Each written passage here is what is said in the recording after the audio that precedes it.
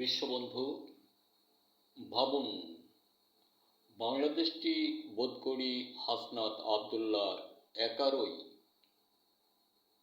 কারণ সে দেশের সার্বিক সকল ক্ষেত্রেই প্রমাণ করে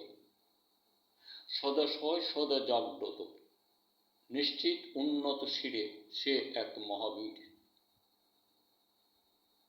সত্যের ঝান্ডা তার স্কন্ধে,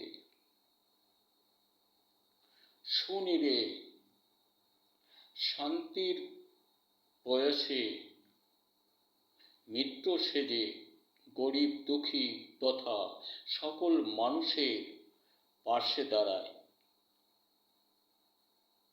এমন আর কয়েকটি ছেলে আছে এদেশে,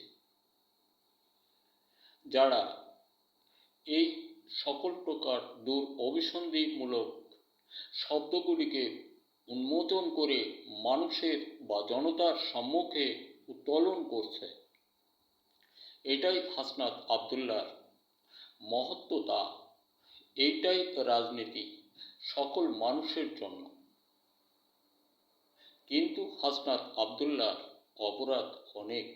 সে গরিবের ঘরের সন্তান, রাজমিস্ত্রির ছেলের সন্তান। অনেকে অবজ্ঞা ভরে অনেক নর ও নারী বলেছিলেন, আপনাদিগের কাছেও তো নারী ও নর দুজনের কাছেই মেশিন আছে। এমন হাসনাত আবদুল্লাহকে জন্মগ্রহণ করান এমন আর একজন ডক্টর ইউনূস সাহেবকে। প্রতি ঘরে পৃথিবীর এ মেশিন আছে, প্রতি ঘরে এই মেশিন পরিচালক আছে।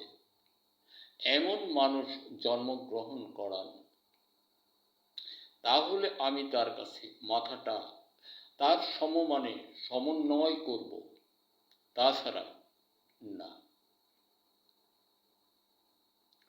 বাস্তব সুন্দর উত্তোলন করে মানুষের বা জনসম্মুখে উপস্থাপন করলে যদি সেটা সুগ্রহণযোগ্য উন্নত শিরে থাকার মতো বিষয়বস্তু তাদের মধ্যে না থাকে, সে মানুষ নয়। এটা রাজনীতির কোনো কথাই নয়। দুর্নীতি ছাড়া। দুর্নীতির লক্ষণগুলি কি দেখেছেন? সে যত বড়ই হোক না কেন, সে যে চুরি করেছে, দুর্নীতি।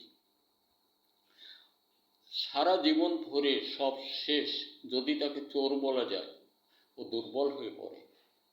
এমন চরিত্রটা বোধ করি হাসনাত আবদুল্লাহর মধ্যে নাই, ডক্টর ইউনূসের মধ্যে নাই, এমন কতগুলো প্রাণের জীবনের মধ্যে নাই। তাই এ কয়টা দিন দেশটা টিকে আছে, নাইলে বোধ করি হতো না।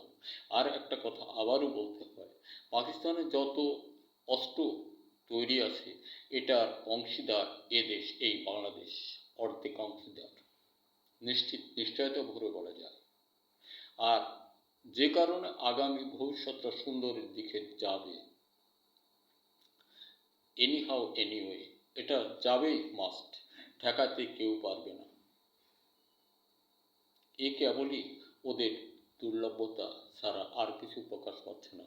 এই জন্য বলি, দেশের সন্তান সন্ততিরা, তোমরা মানুষ হও, গবেষণায় কিছু তৈরি আবিষ্কার করে বাজারজাত করার চেষ্টা করো এবং সুন্দরের দিকে অগ্রগতি বাড়াও। দেশ কৃষক বন্ধু, আমরা ফসল উৎপাদন হতে দূরে সরে না যায়। আরেকটি কথাও না বললে নয়, সারা পৃথিবীতেই বোধ করি নারী শিক্ষা এখন শীর্ষে আছে। মানে সারা বিশ্বেই নারীরা মাস্টার্স অমুক তমুক করেছে, কিন্তু তা নয় এই দেশের নারী চরিত্র যেটা ফুটিয়ে তুলেছে।